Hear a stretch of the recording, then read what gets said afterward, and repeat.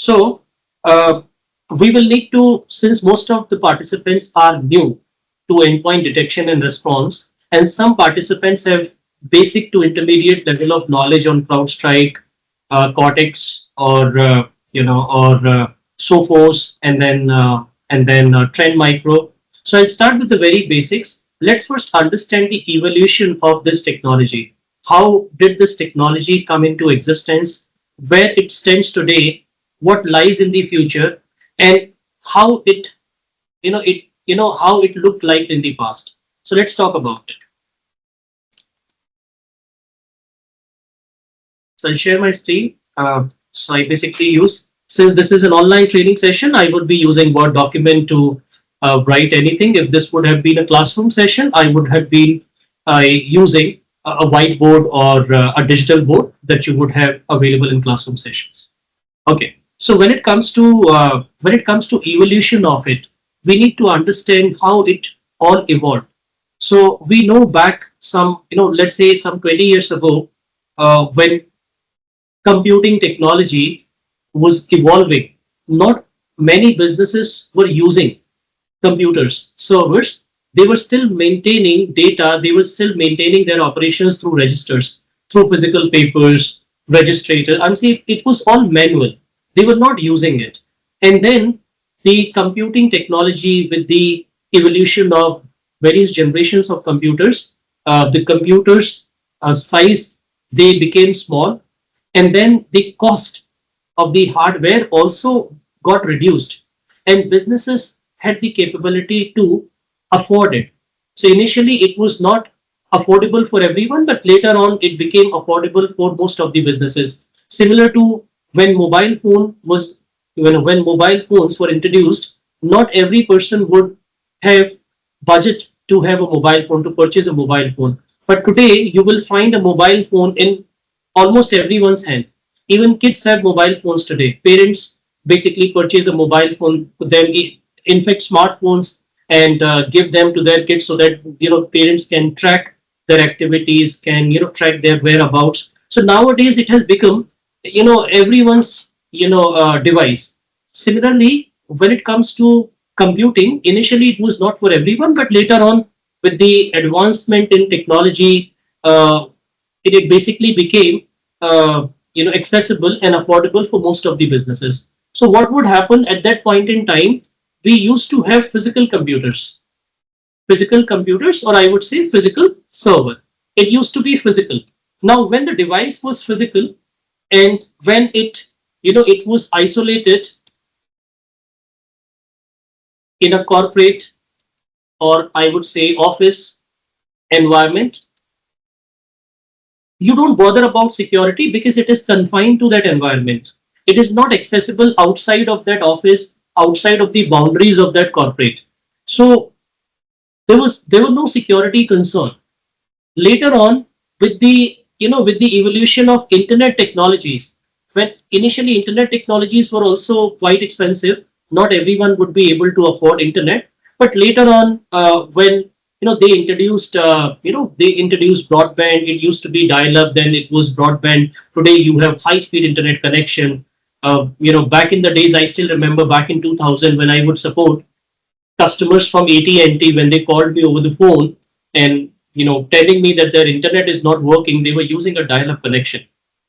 It would require a lot of patience on your part to listen to them, empathize with them, understand the the problem statement, and then suggest them a solution, and trust them for following you as you speak, and performing the same activities on their system so that it will restore the connectivity. So at that point in time, it used to be dial-up connection, but later on, dial-up, evolved into broadband. Today, we have high-speed internet technology. So similarly, physical computers, they got converted with the help of virtualization. Physical computers were converted into virtual machines. Now, most of the businesses, they were able to capitalize on the hardware cost, and they were running multiple virtual servers on a physical server. So with virtual servers, most of them were connected to a network or internet. And when they are connected to internet, as we speak today, internet is not a trusted source. It's untrusted domain. Anything can happen over the internet. In a corporate office, when all systems are talking to one another and they are not accessible to the outside world, you can ensure security of those systems. But the moment your system is connected to a network and it has the capability to browse the internet, then you cannot guarantee the security of your system, because internet is an untrusted zone. It's not a safe zone. And when your system is not part of a safe zone, you can imagine it can be compromised. That could be a lot of threats that your system may invite or may get into, right? So that's how technology has evolved. So when initially when they identified, when businesses or security team or that systems were not working as expected, or they were working slow, or they were getting rebooted all of a sudden, they were you know partially performing, they were too slow, or they were not taking instructions, that's where they realized that something is not right.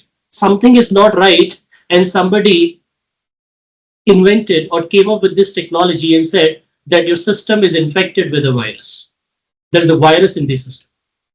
Now, that virus is basically known as malware. So malware is a class which basically contains multiple types of security threats, and one of those security threat is virus. Then you have worm, Trojan, spyware, keylogger, ransomware. So these are all security threats that you would find on a system. So initially, even if you remember, in the early days, it would be a virus. I'm saying if things do not work as expected, if your laptop or desktop doesn't work as expected, you would probably say that it has been infected. It has got a virus on it. And then to basically protect your system, or to ensure that your system is able to detect, identify that virus, you would have antivirus solutions, antivirus or anti-malware. So at that point in time, even I remember I would use AVG, Avast, and these names do not exist even today. AVG, Avast. There was a malware bytes was one solution that I would use. So there were multiple security solutions which are available as a licensed product or as well as a freeware. So what we would do, we would basically either purchase a license or deploy a freeware, and we would configure a regular scanning to ensure that our systems remain protected. So that used to be the threat at that point in time. I'm saying malware, viruses, worm, trojans, spyware, ransomware.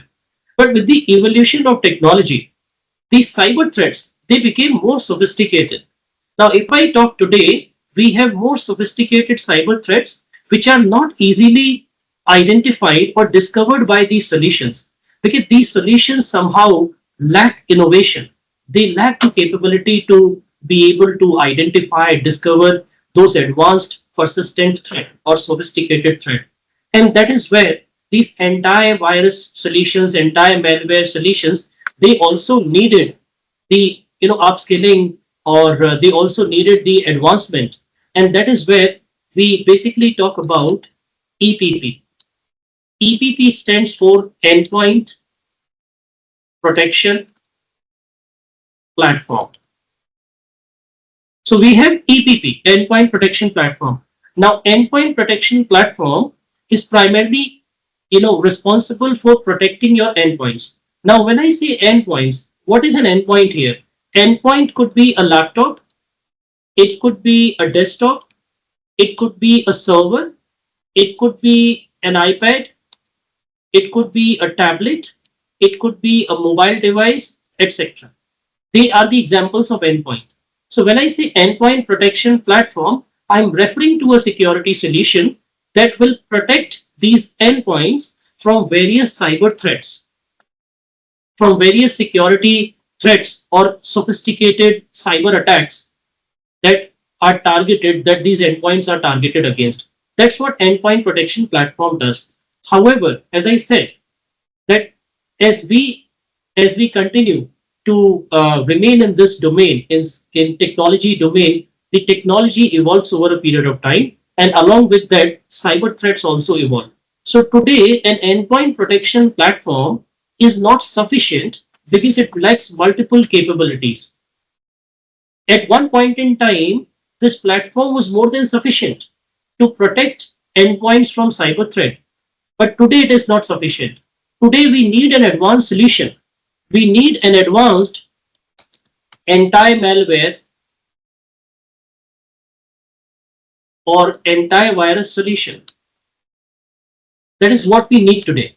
And what is that solution that we use? That is known as endpoint detection and response. In short, we call it EDR. So we need to understand the fundamental difference between endpoint protection platform and endpoint detection and response platform. That what is the fundamental difference between these platforms? If you see in the name itself, it shows you the difference, which is endpoint protection platform is there to protect the endpoint. So if it finds a security misconfiguration, if it finds a virus, it will quickly kill that virus, quarantine that file. That's what it does. However, it has no intelligence of its own to protect your system from similar attacks in future. It has no capability to take certain decisions to respond to those attacks. And that is where endpoint detection and response comes into the picture. So as the name suggests, detection is EPP capability also. But with EDR, you also get response capability. You get respond capability. The solution is able to respond to advanced threats. The solution allows you to proactively hunt for threats using certain logics or certain rules. That's what EDR solution is all about. So let's understand the difference between EPP and EDR from the presentation. So it says an endpoint protection platform is a cybersecurity solution that is deployed across multiple endpoint devices. And I've already explained those endpoints could be laptop, desktop, server, mobile phones, tablet, iPad. And when I say endpoint, I'm referring to an operating system on that endpoint, and that operating system could be Windows client and server operating system. It could be Linux operating system, multiple distributions of Linux. It could be Red Hat Linux. It could be SUSE Enterprise Linux. It could be Amazon Linux. It could be Ubuntu. It could be any other Linux distribution which is quite popular and readily available to enterprises. It detects and blocks file-based malwares, and is an integrated security tool that can apply firewall, port, and device control and entire malware capabilities. So, for example, most of you are using Windows operating system, Windows client, Windows 10 and 11. Now, if you notice that on Windows client, you have Windows Defender, and you also have Windows Firewall also on it. So, with Windows Defender, it can basically protect your endpoint from from cyber security attacks or from cyber threat, and it can protect your device from viruses, malware, and other cyber threats or security threats. And you also have a firewall. With that firewall, you will be able to filter incoming and outgoing traffic to your device. However, those capabilities are not sufficient. They are not, they are not capable to discover or protect from advanced persistent threat. If they would have been capable, then these companies, CrowdStrike, SentinelOne, Trellix, Cortex, Trend Micro, Symantec, McAfee, they would not exist. If they exist, it means that the native security protection is not sufficient. So that's what they basically do. They can, using the firewall, port, and device control, they basically provide anti-malware capabilities. Now, they also provide endpoint protection for organizations. They can defend against advanced threats which normally evade inline defense. And endpoint security can also dramatically improve the endpoint security posture of the organization. It is the capability to roll back unauthorized changes, can discover new devices on network that haven't been cataloged yet, enrich threat detection, response and investigation across all endpoints. Now, some of the core capabilities of an endpoint protection platform, that it should be there in the platform. From the expectation perspective, that an endpoint protection platform should have threat prevention capability so that it should be able to block fileless malware, file-based attacks, and it can also capture signature-based detections based on machine learning and behavior analysis. The ability to block ransomware threat is also important. These are the expectations in the endpoint protection platform. Endpoint security control, it should be able to control port and device. So it should have the capability to block a specific operation from end user when end user tries to send traffic from that endpoint to a specific port over the internet, or when the end user tries to connect uh, a removable device or a USB device or a mass storage device to the endpoint, it should be able to detect the device type and should be able to take decisions accordingly, either to block or allow that device. So it should have the capability to control the firewall and protect the data. Managed services, it should also include the capability which includes threat hunting, response and monitoring. It depends on the solution and offering that you basically incorporate. So that's about endpoint protection platform. Then comes now in the presentation, I will be sharing this presentation with you at the end of the training session. It contains a reference available from SentinelOne. Let's move on. So we're talking about endpoint protection platform. Now so we have already seen what capabilities should be there in endpoint protection platform, and the benefits of endpoint protection platform. But let's focus on the challenges that we have, because if there were no challenges, then why would they introduce, or why would security vendors introduce endpoint detection and response? If EDR did not have any challenges, why did they come up with MDR? If MDR had no shortcomings, why did they come up with XDR? So if technology is evolving over a period of time, definitely the current version of technology was not able to cope up with the changes that happened in the domain, in the technology domain, or it needed to overhaul, it needed to advance, it needed to upgrade itself to remain in line with the changes that are happening in cyber world.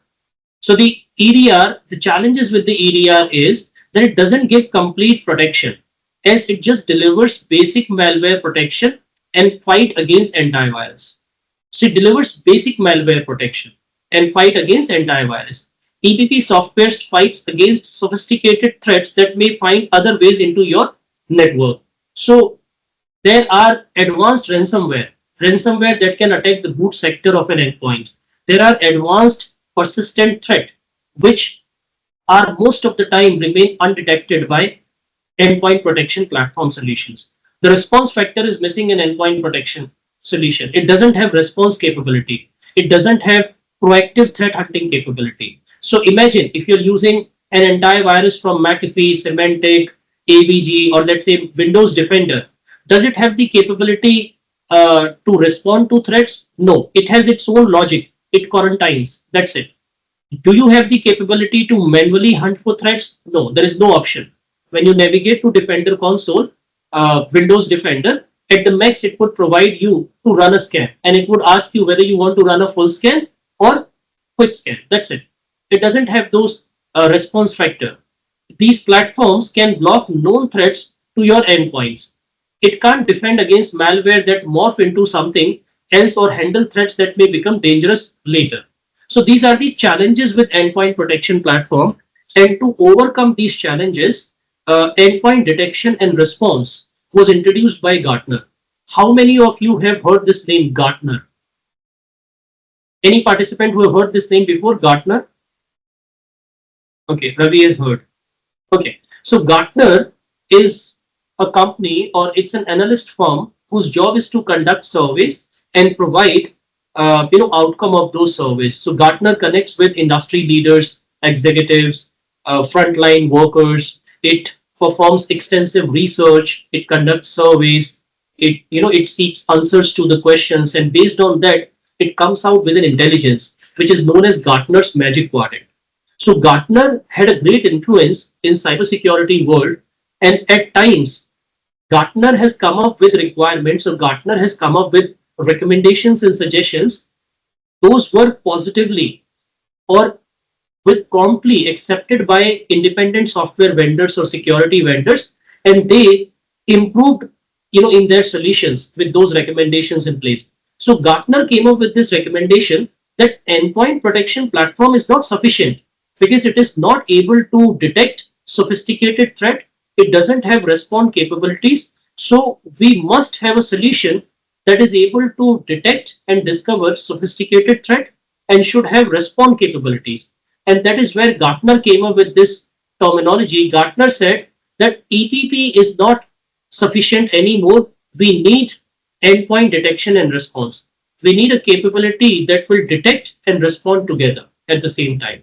So Gartner came up with this recommendation, and it was positively accepted by all the security vendors.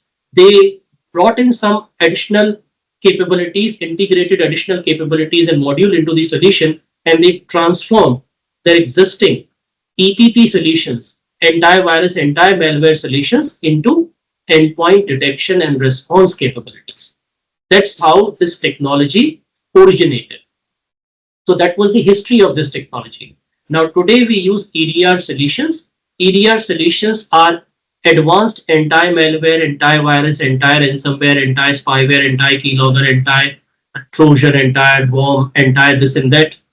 So they have advanced capabilities to protect those sophisticated cyber threats. So it says that EDR is a specialized approach to cybersecurity that focuses on consistently monitoring and analyzing endpoint activities for mitigating emerging threats. Now, antivirus would run a scan, full scan and quick scan at a certain time interval. So they were not actively in near real time monitoring the endpoint for any activities. But EDR solution, on the other hand, has an agent on the endpoint whose job is to monitor the endpoint configuration and any activity which is happening on the endpoint in near real time. So it works all the time, 24 into 7, as long as that endpoint is up and running. So that's what it basically provides. It provides real-time visibility into potential actors, scan endpoint networks and devices like desktop, IoT devices, laptop, mobile, and more. EDR can investigate the entire threat lifecycle and provide insights on where, what, and how it happened, including what steps to take to remediate the threats. So it provides you deep visibility context wherein you can investigate a threat, you can correlate the threat actor or the subject, the affected asset, on other aspects, and you can get a comprehensive view of that threat that will help you to identify, who initiated that threat, where exactly it originated from, what impact it had on the system, and how to remediate that threat, how to fix it and ensure that something similar would not happen in future, either by identifying the source of truth, I'm saying the source of attack, and then blocking that forever using additional configurations which are available. So let's say there is a threat that you identify which is generated from a public IP. You identify the source of that threat. It is a public IP from one of the country which is known for spreading cyber attacks. So what you would do, you would be quick to add that public IP into block list. You will block that public IP so that no further threat can originate from that source. That capability is available in EDR. Then comes the core capability that EDR should have.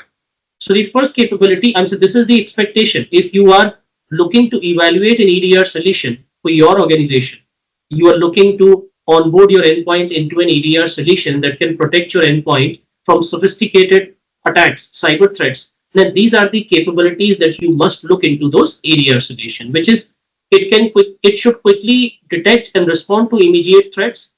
They can also isolate compromised endpoints, terminate malicious process, and quarantine suspicious file.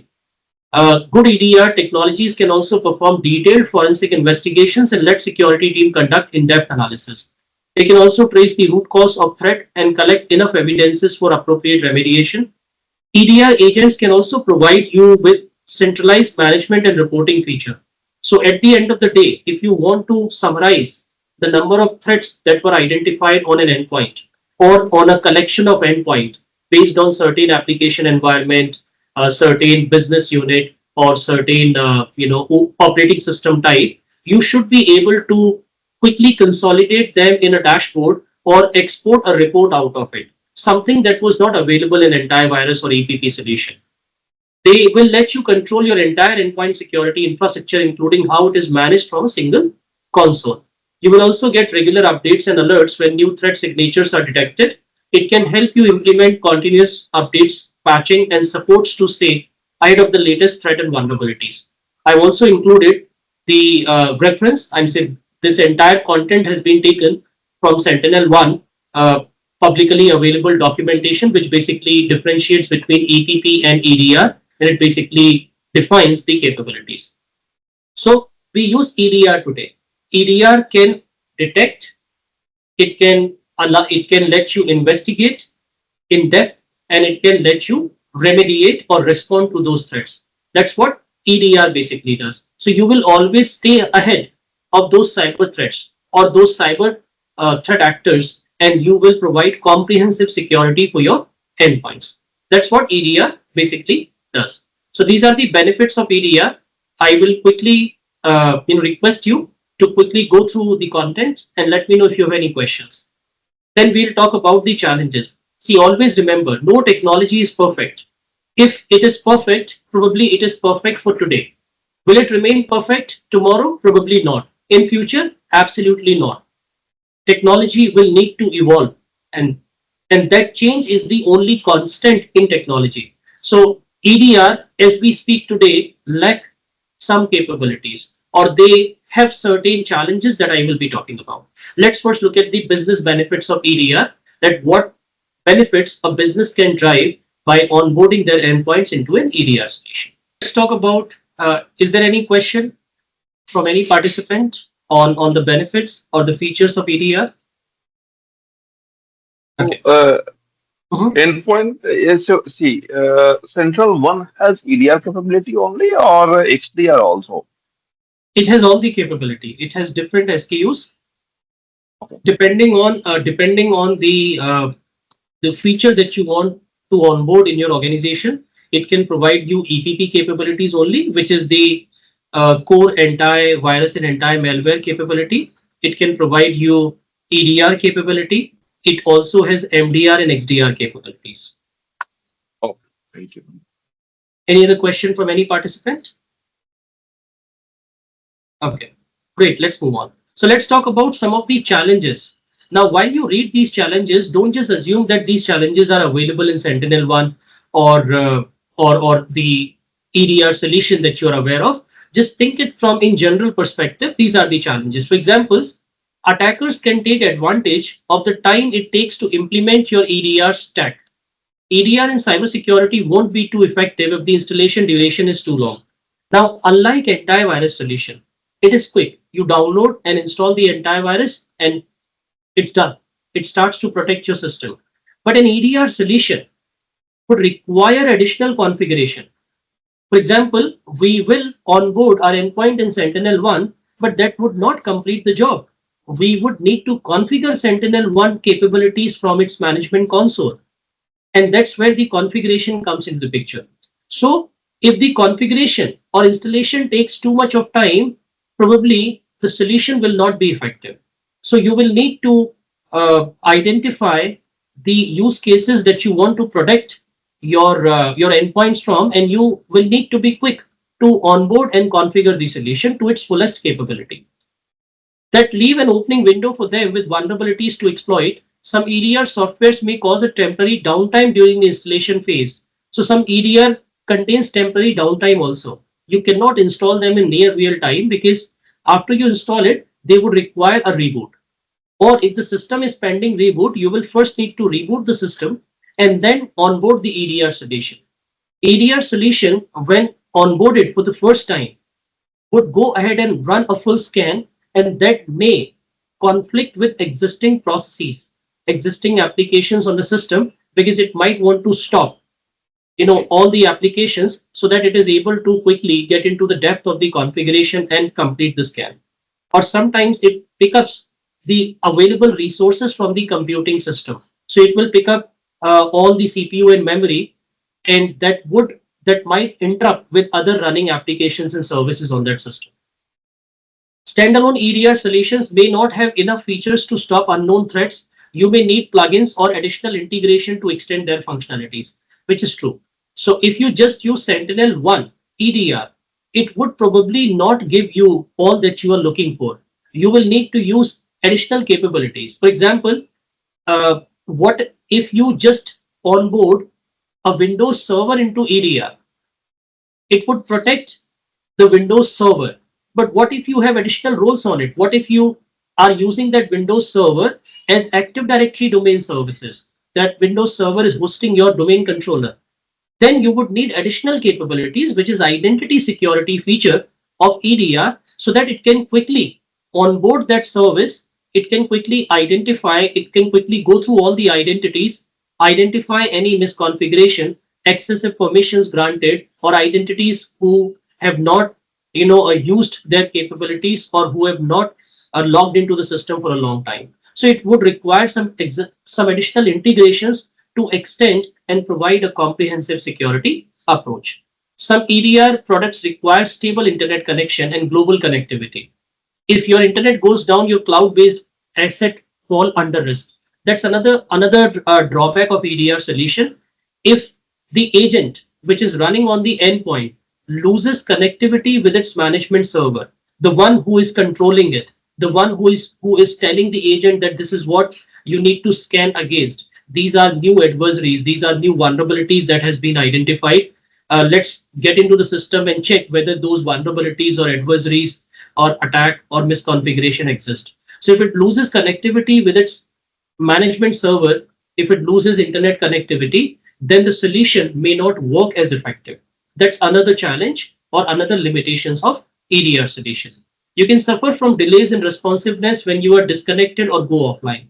What if you shut down a server or your endpoint is out of network? When it resumes network connectivity, EDR may probably take a couple of minutes to an hour to update itself and start protecting the endpoint again. So these are some of the challenges or limitations that you will find in some EDR solutions. Now the question is, are these challenges or limitations available in SentinelOne? The answer is no.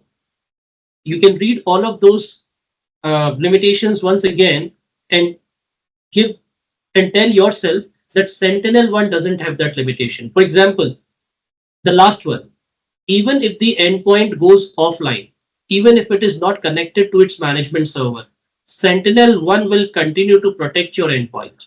It will continue to detect and respond to threats on your endpoint based on the configuration that it has already received. That's the capability of SentinelOne. SentinelOne, from its management console, provides you the capability to integrate with all of its SKUs, and it also provides additional integrations via marketplace. You don't have to run through multiple consoles, or you don't have to create custom APIs to basically configure those integrations. You don't have to be you don't have to find a programmer or an experienced developer to actually build those capabilities, develop those capabilities for your integration capabilities. It's all available through UI. So SentinelOne doesn't have any of those limitations. Is everyone with me? Shall we move on?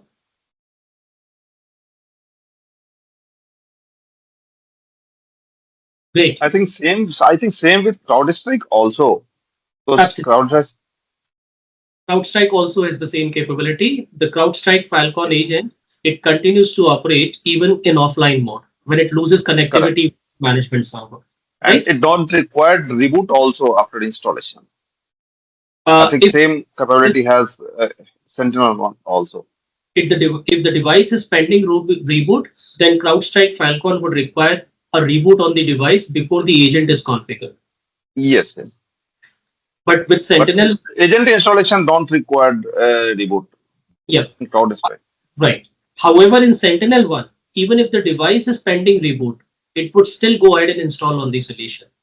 And then we Okay. also need to look at the agent size. I say the memory that it will require inside the endpoint, the processing capability or random access memory that it would require to run. It requires negligible resources from your endpoint to do its job, to perform its functions. Okay, great. Let's talk about the EDR in terms of a solution. So in this image, you can see that this is how detection has basically improved. So EDR solutions not only protect the endpoints from viruses and spyware, they also have the capability to detect spam and phishing attack. They can also detect rogue websites, known and unknown both. Unknown, for example, there are malicious websites wherein you contain which contains a lot of malware and threats on it. They are known websites. When the moment you browse those websites, even the browser knows that these websites have been reported to contain unsafe content, and your browser quickly alerts you that this website is not safe, and then you can take your own discretion and proceed with that website or visit anyway. However, and EDR solutions have the capability to also detect unknown rogue websites, websites which have not been yet added to a global security database. It can quickly detect it from the content that they serve. So they can do spam filtering, it can do web filtering, then known malware. Any malware which is known to everyone, it can protect the endpoints from those malware, as well as unknown malware, which is known as zero-day attack. So if it's a zero-day attack or a zero-day vulnerability that has been identified on an endpoint, the EDR solution will be quick to detect and help remediate those vulnerabilities. Fileless attack. Any attack that doesn't involve any configuration changes or creation of additional files on the in the system directory or in the C Windows System 32 folder or any configuration changes to the registry. The fileless attack, which are more sophisticated in nature, EDR solutions can also protect endpoints from those attacks. And exploit.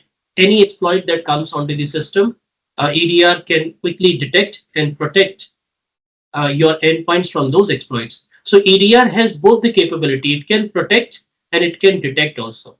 So first it detects and then it protects. So that's the capability of EDR solution. You can see that a EDR solution, is much more advanced than a legacy antivirus. Then a next generation antivirus, EDR comes here. So it is much more advanced collectively than a legacy as well as next generation antivirus because it provides additional capabilities. You can see a legacy antivirus can only protect from malwares. I'm saying malware, viruses, and spyware. A next gen antivirus can protect from malware, fileless attack, and also from exploit. But it doesn't have the capability to identify rogue websites, or it doesn't protect from spam and phishing emails, phishing attack. But an EDR solution provides all the capabilities. It has all the capabilities that are already available in legacy antivirus or next gen antiviruses. Plus, it has additional capabilities which are of its own. That's what EDR is all about. So in this table, I am summarizing the fundamental difference across multiple factors between EDR and EPP and EDR. These are the factors on which you can differentiate the capabilities. Please go through this table and let me know if you have any questions from any of the information which is shared in this table. At the end of the table, you will have one row that basically talks about SentinelOne advantage. Now, SentinelOne has both endpoint protection platform, which is its core SKU, and SentinelOne also has endpoint detection and response, which starts with control and complete. So in EPP platform, SentinelOne in itself provides AI-powered prevention and policy enforcement, which basically means that the EPP of SentinelOne has some capabilities of EDR also.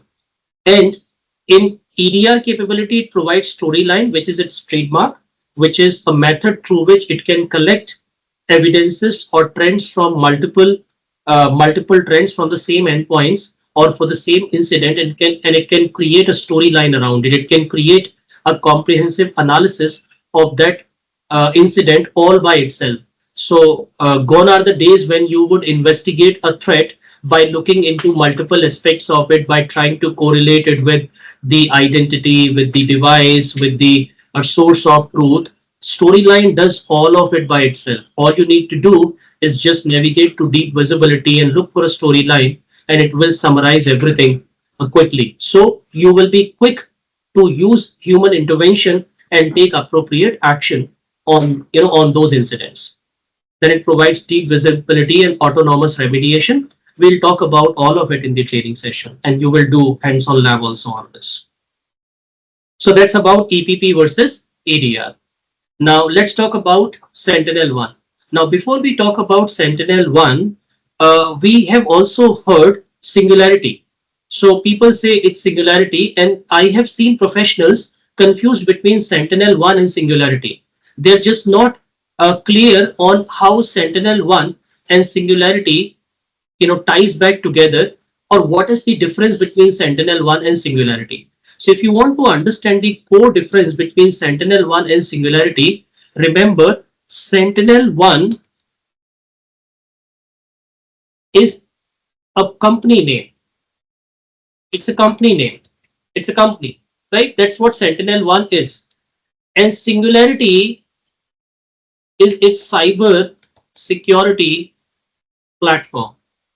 So Singularity is SentinelOne's flagship AI-powered extended detection and response XDR platform, which includes the capabilities which are endpoint protection, endpoint detection and response, and cloud workload security, identity protection, threat hunting into a single console, into a single product. That's what Singularity is. So Singularity is the cybersecurity platform. And then comes how many modules are available in Singularity. So there are multiple modules available in Singularity. I'll quickly put them into this document from my other session transcript, which I basically created for another training session on the same subject. So it says Singularity platform includes modules like Singularity Core. So Core is your EPP module, Endpoint Protection Platform module. That's what Core is all about. Then comes Control. Control is the next level of Core, which includes all the capabilities that Core brings on the table, plus additional capabilities for controlling devices and policy enforcement. Then comes Singularity Complete, which which combines all the capabilities of Core and Control, plus additional capabilities, which is EDR and XDR capabilities. Then comes Cloud.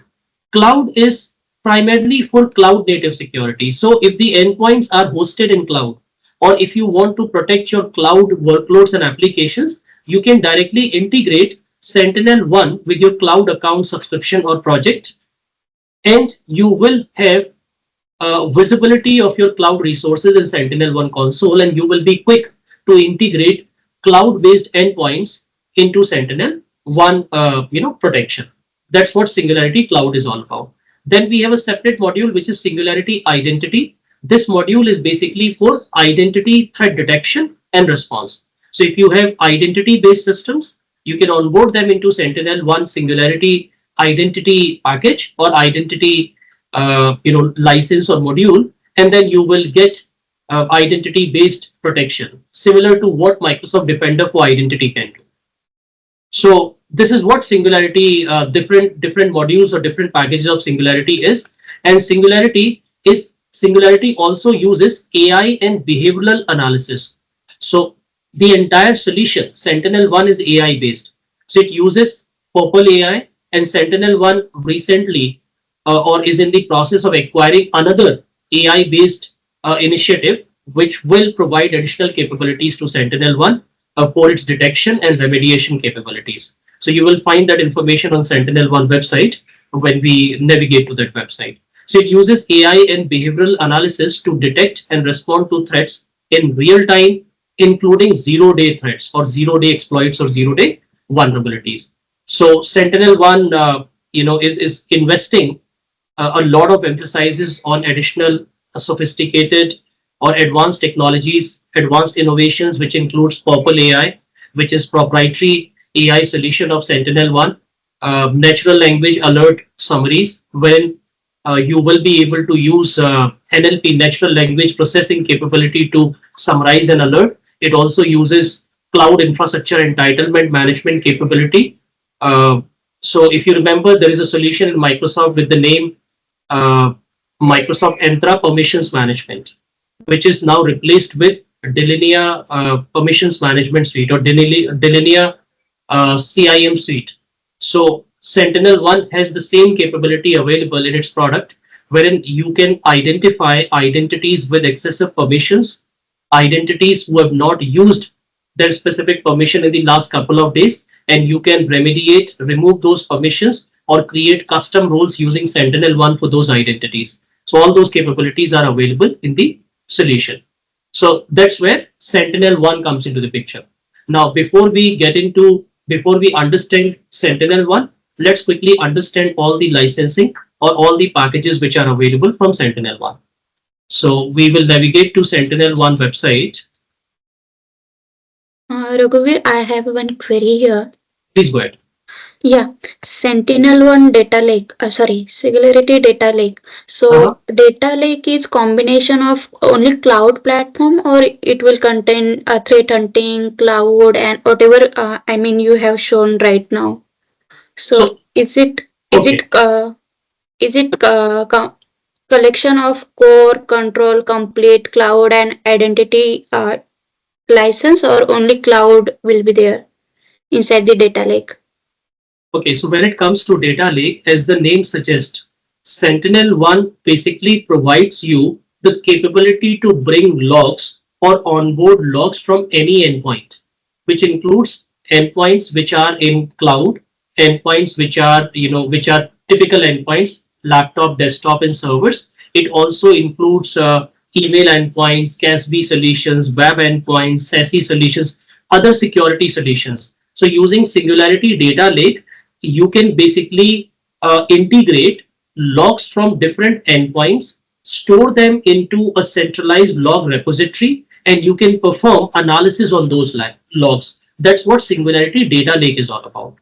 It's an analysis platform, similar to what Microsoft Sentinel does or QRadar does. What they do at the end of the day, the Microsoft Sentinel has log analytics workspace.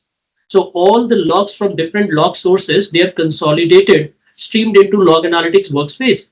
And Microsoft Sentinel, with the help of analytics rule, looks into those log analytics workspace, identifies any misconfiguration that matches the analytics rule, and it will generate an alert. And if there are multiple alert against a specific analytics rule, it will convert that into an incident and present that into Sentinel, Microsoft Sentinel dashboard. Same is the case with other log analysis solution. So Sentinel Data Lake is your security and log analytics solution that facilitates log ingestion from various endpoints, devices, other security solutions. That's what Data Lake is all about. And it has nothing to do with the product license. So depending on the license that an organization has purchased, the license capability will be available in the data lake. So for example, data lake contains the logs. Now, if you don't have a license for XDR, obviously you will not get the XDR related capabilities from, by analyzing those logs. If you only have core license, then it would only provide you endpoint protection platform capability. So consider data lake as a centralized repository where logs from different platforms and modules can be ingested into SentinelOne for the analysis perspective. Hope that makes sense. Okay, you mean complete Singularity complete license will give the data lake visibility if I purchase complete license, right? Absolutely. Because it contains EDR and XDR data also. So absolutely. So let's look at those licenses. Then it would make more sense to you. So if my screen is visible to everyone, you would see that I am on SentinelOne official website. On the official website, there are multiple tabs. We will navigate to pricing tab. I will put this into the chat window so that all of you can open if that environment is not restricted, and if that website is not restricted in your environment. So over here, you see pricing and packages. Now let's directly come here. So you can see these are the packages from SentinelOne. These are the multiple packages from Singularity cybersecurity platform, you can see it says TM, trademark, which means this keyword is trademarked by SentinelOne. No other security vendor can use this keyword. So all SentinelOne products, security products, which comes under security domain, they are known as Singularity. So you can see different licenses, different packages or different modules. We have Singularity core module, control module, complete module, commercial module, and enterprise module. These are 5 modules. Now, depending on the country or geography, you will not find all modules everywhere, or you will not find the same modules. So, for example, if you want to purchase Sentinel-1, let's understand the capability. So you can see the price also. Core starts at 69.99 per endpoint. This is in US dollar. When you purchase this in India, you will pay the conversion fee, and depending on the number of packages or licenses you are purchasing from SentinelOne, you may be provided some additional discounts or some additional capabilities or offering. It differs from customer to customer. So you can see when it comes to core, core is the basic security protection from SentinelOne. It contains the basic capabilities. If you see, core contains the capabilities. I'm saying when it comes to core, when it comes to the management basically means having access to the management console and then allowing other users to be able to access based on their roles, depending on different team members. Not all of them are at the same role, so you can basically add them to the console. You can assign them appropriate role, and that will drive the privileges and restrictions that the team members will have. So it provides role-based access control, multi-tenant management, and it provides EPP capability, right? That's the basic functionality. So console access is common for all the solutions. Then it only provides EPP capability. And after that, you see a cross everywhere, all crosses. It doesn't provide any other capability. Then comes control. Control has all the capabilities of EPP or core plus additional capabilities. What those additional capabilities are? Control also contains advanced EPP controls. Now, the basic EPP does not contain device and firewall controls and remote share, which basically means with the basic EPP, I will not be able to configure device control, firewall control, and remote share. Using remote shell, I can remotely execute scripts or modules on my endpoints, and I can also take SSH or RDP of those endpoints.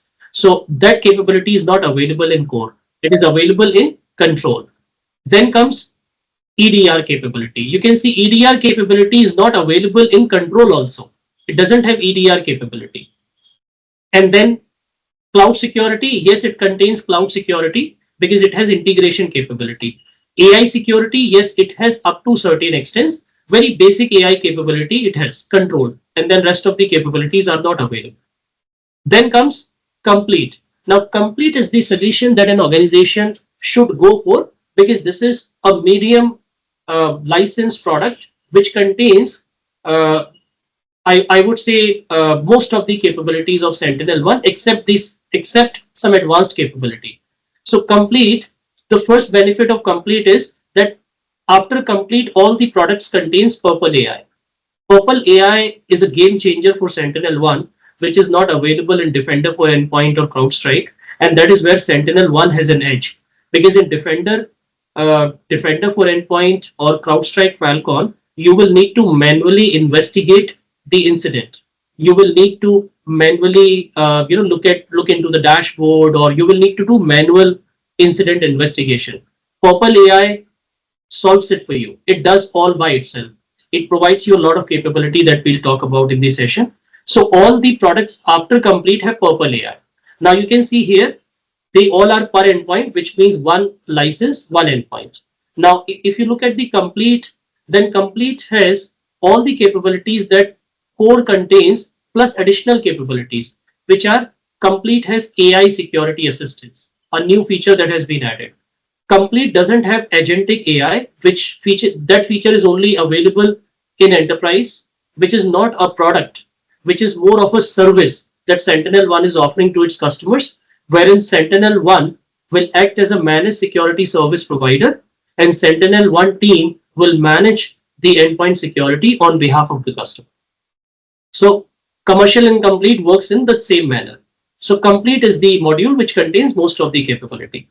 Then you can see data retention. In complete, you have default data retention of 14 days. However, if you want to increase the data retention, you will need to purchase an add-on for it.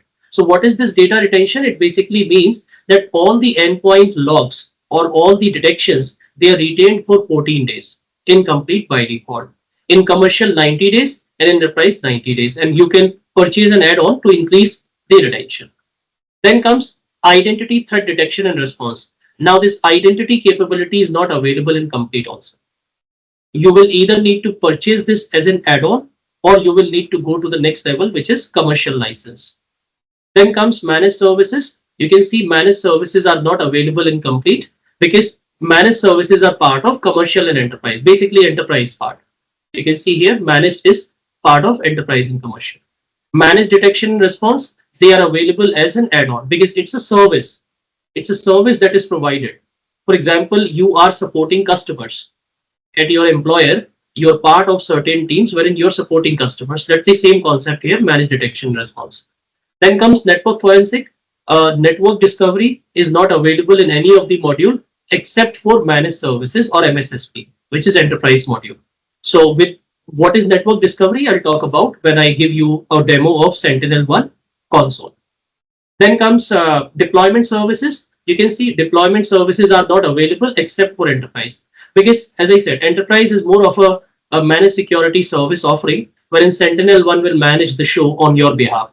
So deployment services basically means that they will assign a SentinelOne, they will assign their SentinelOne team members, architect, consultant, and ground level people who will do the basic deployment or who will interact with your team to understand the protection requirements and accordingly put together the configuration and write the use cases or detection policies accordingly.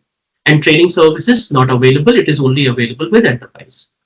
That was the reason I gave you the disclaimer that this training is not sponsored or organized by SentinelOne. This is an internal requirement at your employer that they want their employees to be trained on SentinelOne. So this is how we differentiate between different package. So complete in itself is more than sufficient if you just purchase an add-on for identity security, and that's exactly what we have. I have provided you access to a commercial license. All of you, now that you have access to management console, all of you have the capability which are equivalent to a commercial license. So you will have XDR capability, EDR capability, you will have identity security capability, all the capabilities available. So these are different licenses, packages or module available with SentinelOne as we speak today. I'm open to questions if you have any on this.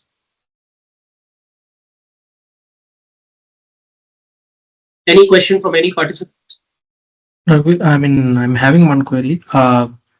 This license part, coming to the packages, you told that modules based on some organization will opt based on the modules, and you told, right? So I'm having here query that if we acquire SentinelOne packages, so we should go based on the endpoints or counts, or we has to take based on the modules? Based on the endpoint. So what you can do, you can use a combination. Let's say for your mission critical workloads, mission critical endpoints, you can probably go with complete. For medium critical endpoints, you can go with control. And for low critical endpoints or for non-production environment, you can probably go for core. So because at the end of the day, you will need to look at your pocket, look at your budget. See, if given an opportunity, if they offer it for free, all the customers will go for commercial or the enterprise. But since there's a price tag associated with it, you can do a permutation and combination, identify where you need complete, where you need core. For example, let's say commercial. Now the difference between commercial and complete is the capability on identity security, right? So what you can do for your directory services, Active Directory domain servers, or for your identity and access management services, which are hosted on endpoints, you can go for commercial license. And for other endpoints, you can go with complete only. Okay. That way, you can use permutations and combinations to optimize the cost of licenses. Because at the end of the day, this is going to be very significant. Okay. Make sense? Yeah. Oh, great. Thank you.